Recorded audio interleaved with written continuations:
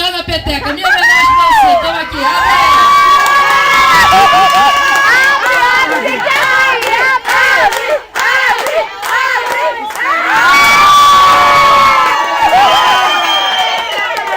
Olha aí, ó.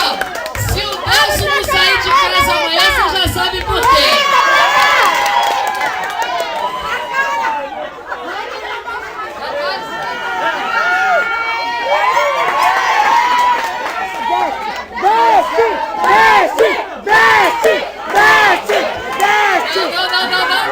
O Delcio é ciumento. Aí, gente, eu quero deixar um Feliz Natal pra todo mundo, dizer que tá todo mundo dentro do meu coração, que uma das melhores coisas que aconteceu na minha vida política foi a chance de conhecer vocês.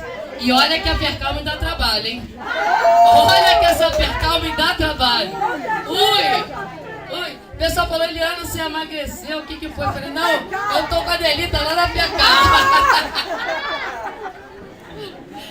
É isso aí, gente. É uma malhação geral.